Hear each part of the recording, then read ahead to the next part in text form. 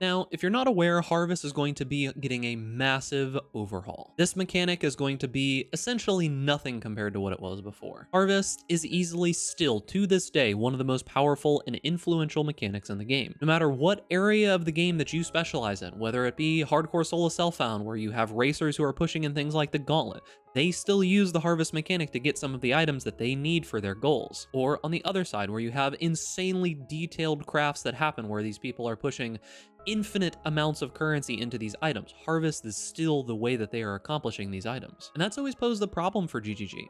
How do they give us access to a mechanic that is so inherently powerful without it needing lots of hoops that you have to jump through and difficulty and obscurity and things like that? Well, the way you do it is you lower the ceiling and you raise the floor. And that's what they've done. Boys, Harvest, easily one of my favorite and least favorite simultaneously mechanics in the game.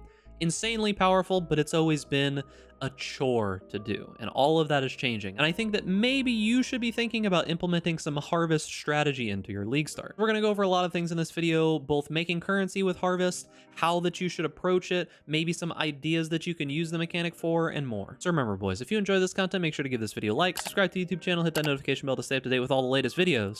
Without further ado, let's get into it. Now, Harvest in its current iteration is unfortunately not very useful for most people. Typically, when you think of Harvest, you're either thinking of something that you just randomly go into because it shows up on a map, something that you have probably disabled on your Atlas through taking the Harvest node here, Black Thumb, or it's just something that you grab a bunch of random stuff and then forget that they're there and use them like every other couple days or maybe like once a week. For a lot of people, that's what Harvest ends up being. And that's honestly all Harvest really is. Up to a certain point, Harvest has become this just kinda item finisher or something that you vaguely remember that you have to use occasionally. It's like, oh yeah, I have to do like a suffixes can't be changed, cold reforge or something like that to be able to get like +1 on a shield or something. That's what most people, at this point, at the most that they use it for, end up using Harvest. Unfortunately for a lot of people, a lot of these very powerful like effects and such, basically anything that drops an item, I would assume is going away. However, in return, what we are getting is a mechanic that we'll be able to use to farm just like anything else. And the mechanic that I am going to compare it to the most in this video is going to be essences. Currently, as some of you might know, one of the more popular Atlas strategies very early on in the league is coming straight out, getting like prolific essence nodes, moving up through here, maybe grabbing some of the shrine nodes and such, but grabbing essences here, essences here, because essences very early on in the league are super powerful. They allow you to craft very easy kinds of gear. It allows you to say, hey, if I need like reduce mana reservation on this item, or maybe I need like crit multi on this item, or I need mana regeneration or life or something. Essences allow you to target those kinds of things, especially early on in the game. And Harvest has always been something, well, it's like, well, I'll hold on to an item in my stash, and maybe if I come across the Harvest, maybe I'll find a life reroll, and maybe I'll find a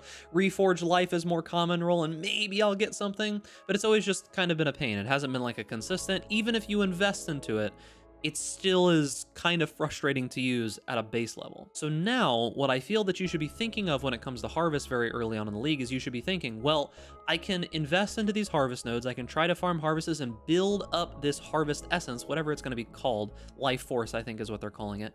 You can build up this Life Force, use the Life Force that you need to craft the items that you need, and sell off the rest of them, the same exact way that you do with Essences. Now, you will want to sell these most likely like Essences. You'll get large amounts of bulk of this Harvest Essence, and you will just sell it to people at a premium. And then you can either use that currency to buy the essence that you need, or to just buy the finalized items.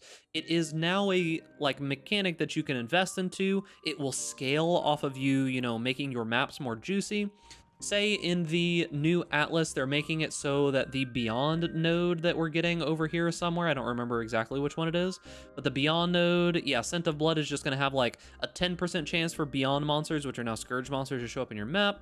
It's just going to be another thing that you can juice your maps with. So if you're sitting there blasting, just doing some map clearing, just farming the game, making some currency, you'll see a Harvest every once in a while. Instead of thinking, do I really want to jump into this Harvest and get absolutely annihilated by a million monsters and not get anything out of it? Instead, now you'll be thinking, oh, I can jump in there, kill a couple rare monsters, and get a whole bunch of currency. So I think that you should try to shift your perspective when it comes to the way that Harvest is going to be working going forward, because I feel that Harvest is going to be about as profitable and about as useful as essences are at the very early bit of the game. And as you know, over the last, I guess since 3.17 now, since we've gotten this new Atlas tree and since we've put like these nodes on here, you know how popular essences are early in the league. They are very profitable, very useful, and very impactful to the game. Harvest is going to be the exact same thing. Now, talking about Harvest can be useful to you if you want to, you know, like dip in a little bit into some crafting and try to do some very, very basic level stuff.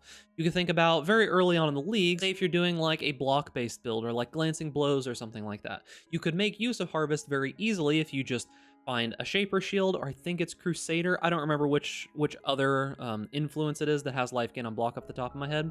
But if you find, say, like a Shaped Shield, now you can farm up some Essence from Harvest, and you can roll these relatively straightforward. You're just going to go to Harvest, you're just going to hit it with Life is More Common Reforges. If those exist, it might just be Life Reforges. I don't exactly know. I remember it shows in the video, but I don't remember off the top of my head. You can hit the shield with a bunch of those, and you'll probably get like a big life shield with some recover life on block and maybe some other mods that are super useful to you. You can now use that shield instead of having to go onto the trade website, try to find somebody that's selling it for not an arm and a leg. You can make this item yourself without having to interact with other people and without it being a big deal.